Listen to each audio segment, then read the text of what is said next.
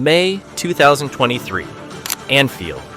Roberto Firmino is saying goodbye to the place where he stopped being just a footballer and became the living symbol of Liverpool's rebirth.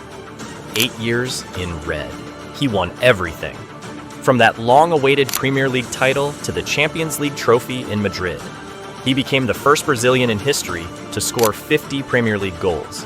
But his greatness was never about the numbers. Firmino was a number 10 playing as a number 9. He was the glue that held together the deadly trio with Salah and Mane. While others were chasing Ballon d'Ors, Bobby was inventing no-look goals, making tactical nerds fall in love with his insane pressing, and forcing Jurgen Klopp himself to say, if Firmino is on the pitch, we're playing with 12 men. He went from a quiet kid signed from Hoffenheim, a transfer hardly anyone in England believed in, to a player whose football IQ became the gold standard. He turned into the system's heartbeat, the one piece without which Klopp's machine would never have gone this far. But before he became the king of Anfield and the best false nine of his generation, Roberto was just a shy boy growing up in one of the poorest and most dangerous regions of Brazil. Roberto was born on October 2nd, 1991, in Maceió, the capital of Alagoas. His dad worked as a street vendor. The family didn't have much, and little Bobby basically grew up on concrete pitches, where the ball was more often taped up and beaten than brand new. He never came through some big fancy academy, and he was never listed among Brazil's golden talents. He was noticed almost by accident. Scouts from Figueirense saw this kid playing in a small amateur tournament. For Roberto, that wasn't just luck. It was the chance of a lifetime. At 17, he signs his first pro contract. He doesn't become a starter right away. Lots of times he's on the bench, playing quietly without making headlines. His strengths, technique, reading the game, understanding his teammates, don't stand out much compared to the typical Brazilian goal scorers. But then, in 2010, things change. He suddenly starts scoring consistently for Figueirense in Serie B and helps the team move up to Brazil's top league. That's when Europe really starts noticing him. Then, in 2011, one of the strangest but most crucial moves of his career happens. He joins Hoffenheim in Germany. Picture this, a guy from Maceió, barely speaking German or even English, ends up in this small town called Sinsheim, where football is totally different. Cold, tactical, no carnival, no beaches. Already in his second season, Firmino starts showing he's not just another Brazilian.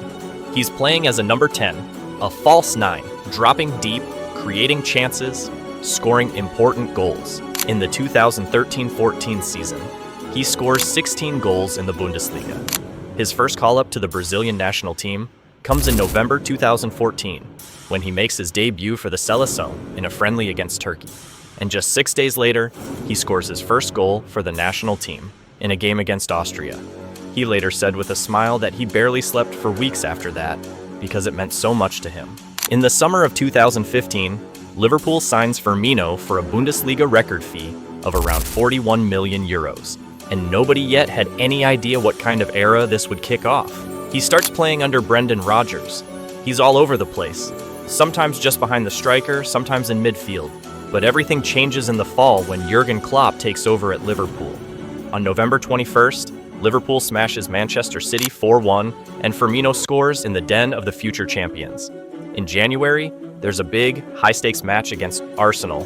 Firmino scores 2 goals in the first 19 minutes, and the game ends 3-3. Just 10 days later, there's a crazy match against Norwich. Liverpool wins 5-4. Firmino scores a brace again, always showing up where nobody expects him.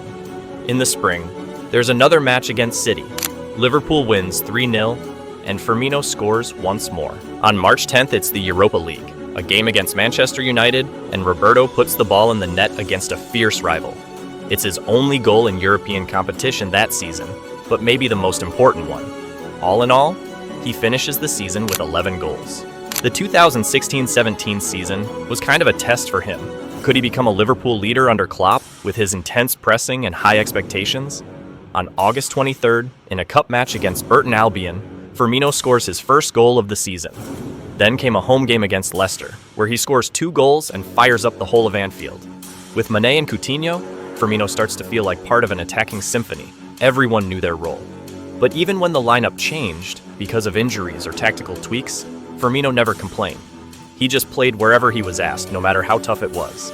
A standout moment of the season came in a game against Swansea City. Firmino scores 2 goals and shows just how crucial he is for the team. Even when other players were off form or limited in what they could do, Roberto was the one who could breathe life into the game and give his teammates confidence. Then, on March 4th in a match against Arsenal, he scores another big goal. He finishes the season with 12 goals and 7 assists across all competitions. But numbers only tell part of the story. The real takeaway from this season is Firmino's growth as a player. Not just as a forward, but as the heart of the team. Its leader, someone willing to sacrifice for his teammates, press relentlessly. Thanks to his dedication, Liverpool made it back to the Champions League, and this season laid the foundation for the club's future successes. Before the 2017-18 season, Firmino gets the number 9 shirt. In his first official match, he scores a penalty against Watford, sealing a tense game that ends 3-3. In the Champions League qualifying return leg against his former club Hoffenheim, he scores in the 63rd minute, helping Liverpool win 4-2 and reach the group stage. The group stage becomes the place where Firmino really blossoms. In the game against Sevilla, he opens the scoring, and then in an incredible 7-0 win over Maribor, he scores 2 goals, one in the 4th minute, another in the 54th. And he's just as important in the Premier League. Firmino shines again, becoming one of Liverpool's most prolific scorers with 15 goals that season. In a match against West Ham, Firmino scores one of his trademark goals, without even looking at the goal. But the real highlight of the season was Liverpool's run in the Champions League. They went through all the stages, beating strong opponents, and it was Firmino's confident performances that helped the team reach the final, where they faced Real Madrid in Kyiv. He scored 10 goals in the Champions League, making him one of the tournament's top scorers. This season ended up being the most productive of his career. He racked up 31 points in the goals plus assists system over 36 matches across all competitions. That summer, he went to the World Cup in Russia.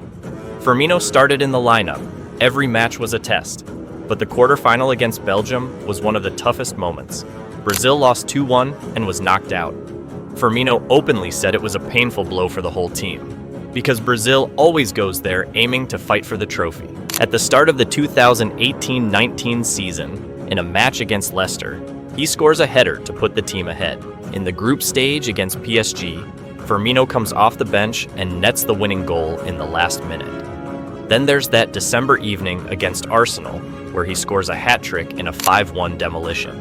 In the Champions League semi-final against Porto, he scores the goal that seals Liverpool's place in the final. The final in Madrid is the peak of the season. Liverpool wins the Champions League, and Firmino becomes a European champion. He's not always the one flashing on the scoreboard, but his work connects the whole front three and helps Salah and Mane finish their chances. By the end of the season, he finishes with 16 goals and about 8 assists. The next season was the year Liverpool finally reclaimed the trophy they'd been chasing for decades, their first English League title in 30 years. In a match against Burnley, Firmino scores his 50th Premier League goal, becoming the first Brazilian to hit that milestone. Then, in December, he nets a brace against Leicester. That same month, Liverpool heads to Qatar for the FIFA Club World Cup, and Firmino becomes the hero of the tournament. In the semi-final, he opens the scoring, sending Liverpool to the final.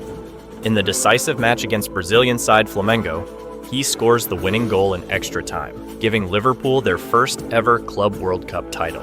In the Premier League that season, Firmino scores 9 goals, many of which are crucial points for the team. He often ends up being the one who brings the team the result. The season ends the way fans had dreamed for years. Liverpool crowned English champions, with a comfortable lead and consistent play throughout. And when talking about player contributions, Firmino's impact isn't just in the goals, it's his fighting spirit, selflessness, knack for being in the right place at the right time, and the work that doesn't show on the scoreboard, but is always felt by teammates and the manager. In the following seasons, he kept scoring those crucial goals that helped the team stay on pace in the fight for the top 4. In May 2023, Roberto left Liverpool, leaving behind 362 appearances, 111 goals, and 72 assists. He ended up as the 16th top scorer in the club's history and one of the most influential players of Klopp's era. His last goal in his farewell game felt like a perfect closing note. He was appreciated not just by fans, but also by his teammates.